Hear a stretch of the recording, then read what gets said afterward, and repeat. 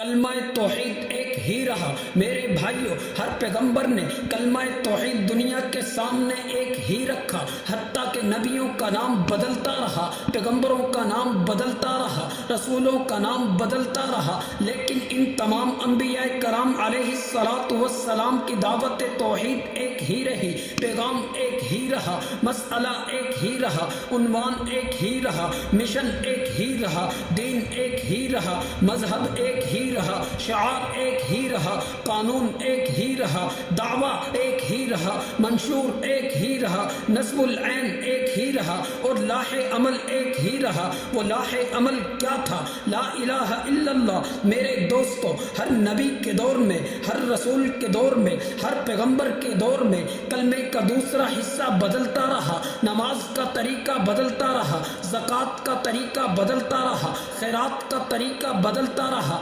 صدقے کا طریقہ بدلتا رہا، حج کا عنوان بدلتا رہا، روزے کی کیفیت بدلتی رہی، عبادت کی کیفیت بدلتی رہی، لیکن لا الہ الا اللہ حضرت آدم کے زمانے میں بھی ایک تھا، حضرت نوح کے زمانے میں بھی ایک تھا، حضرت یونس کے زمانے میں بھی ایک تھا، حضرت بنیامین کے زمانے میں بھی ایک تھا، حضرت ایوب کے زمانے میں بھی ایک تھا، حضرت یعقوب کے زمانے میں بھی ایک تھا، حضرت یوسف کے زمانے میں بھی ایک تھا، حضرت داؤد کے زمانے میں بھی ایک تھا، حضرت موسیٰ کے زمانے میں بھی ایک تھا، حضرت ہارون کے زمانے میں بھی ایک تھا، حضرت عیسیٰ کے زمانے میں بھی ایک تھا، حتیٰ کہ 1,24,000 انبیاء کرام علیہ السلام کے زمانے میں ایک ہی تھا، فرق کوئی نہیں تھا۔ یعنی حضرت آدم علیہ